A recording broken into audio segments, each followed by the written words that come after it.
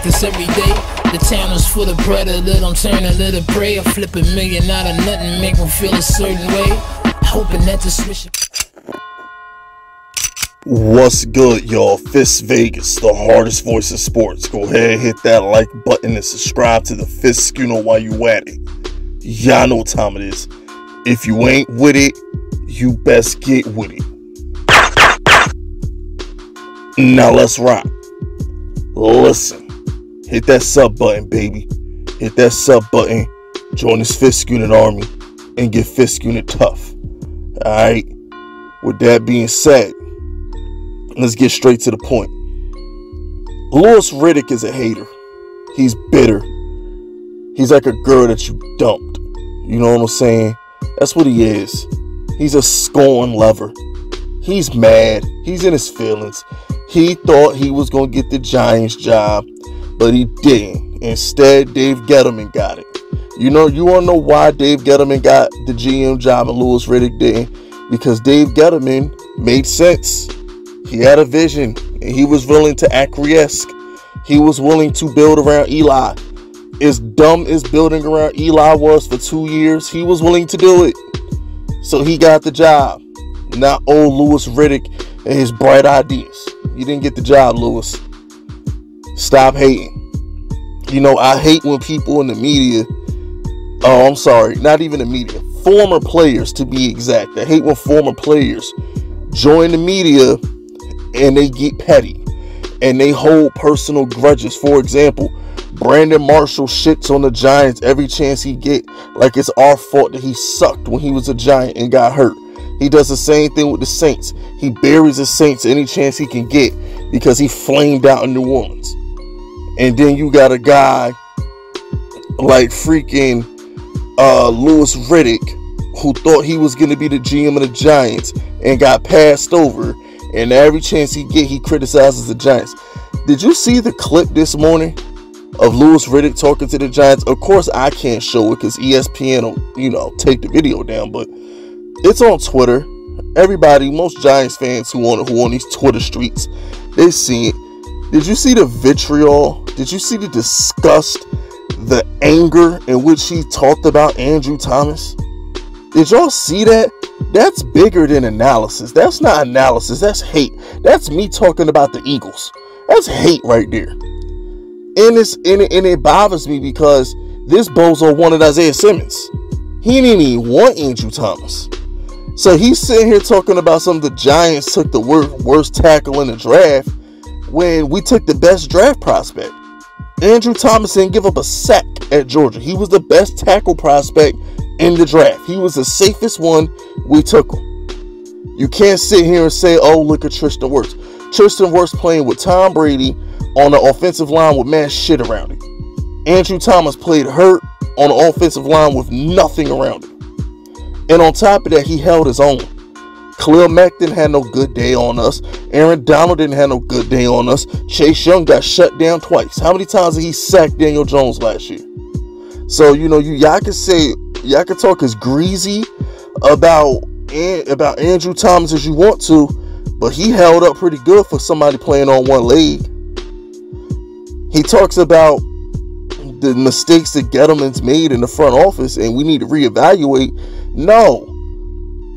You're the one who wanted Haskins over Daniel Jones. No matter how you feel about Daniel Jones, he's better than Haskins. Oh, how could you pass up on Haskins? He's from Ohio State. Urban Meyer handpicked him. He threw 50 touchdowns to take a kid from Duke. What are the Giants doing? The Giants don't know what to talk about. It's like, what are you talking about? What are you talking about? You're a hater. You're a hater of us. You criticized the Saquon Barkley pick. Oh, how could you pass on a quarterback? How could you pass on Quentin Nelson at the second pick? Riddick would criticize the Giants if we solved the world hunger. He would say what took so long. He's just salty that Dave Gettleman got the job and he didn't. It's as simple as that. And when it comes to the Giants, that clown Nick Wright was hosting the Herd the past couple days, and he doesn't give Danny Fumbles or whatever he calls them any chance of winning the division. You know, people discount the Giants. They just like throw us away. And, you know, I want every Giants fan to remember this. Never forget this. This is a historic moment in our franchise. This is a pivotal time in our franchise. This is where I want every Giants fan to just remember this moment. Remember how you feel going into this season. Just remember how you feel right now, because when we start winning, you know what I'm saying? When this situation turns around, I don't want y'all to accept no apologies. I don't want them to be on our bandwagon. I don't want them to say nice things about us, because it's like, you don't have the right to compliment us after shitting on us for years. Everything we do is a joke in the media. Saquon Barkley, you draft a running back at 2. Daniel Jones is from Duke. Andrew Thomas is the worst tackle in the draft. Don't even get me started on all the shit that I done had to put up with the Kadarius Toney haters. Don't even get me started on Kadarius Toney. So it's just like, I just get tired of it. Everything we do is wrong. Adoree Jackson is good enough for the Eagles, but he's not good enough for the Giants. Kenny Golladay was a #1 free agent receiver. He's good enough for everybody but the Giants. Kenny Golladay was a #1 free agent receiver. We sign him. He's trash. The Washington gets Curtis Samuel, and all of a sudden he's great. If the Giants had signed Curtis Samuel, they would have said, "Oh, you couldn't get Golladay. Big time free agents don't want to go to New York." Shut up. We got a first-round pick from the Bears. Nobody talks about that. All everybody talks about is, oh, they drafted Kadarius Toney. Nobody talks about how we got a first-round pick from the Bears. So it's just like, I just get annoyed. I get frustrated at the unnecessary hate that the Giants go through. And I didn't even bring up Joe Judge. I didn't even bring up all the bullshit. Oh, Joe Judge is a parody. Really? Joe Judge is a parody? These are the reports that I had to make videos on this offseason? So, you know, like, I want every Giants fan, every Fisk unit soldier listening to this video, remember how this feels. Because there's going to come a time where they're going to have to eat their words, and we don't want them on our bandwagon. I'd rather be hated than loved by these pussies any day of the week. I want to be the most hated team in the league. I want to be the Patriots. Hate us. I don't want your support. I don't want to be liked by the media. I don't want them to say nice things about Daniel Jones. I don't want them to. I don't, because they don't mean it. They go with whichever way the wind blows. That's what they do. They don't mean this shit. It's the same thing with Jameis Winston. Before I end the video, everybody bashed Jameis Winston, right? Jameis Winston's trash.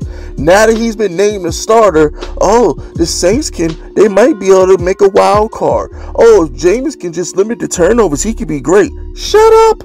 The media just does these 180s.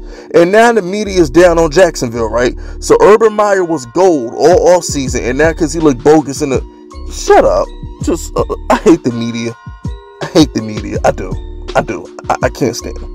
But anyway, that's it. And I don't even like the Jaguars, but at least I'm consistent. I've been shitting on the Jaguars since Ramsey called out Eli. That's, what was that, 3 years ago? At least I'm consistent. But anyway, that's it. That's all. Subscribe to the unit if you rockin' with me. My name is Fisk Vegas, and I approve this message.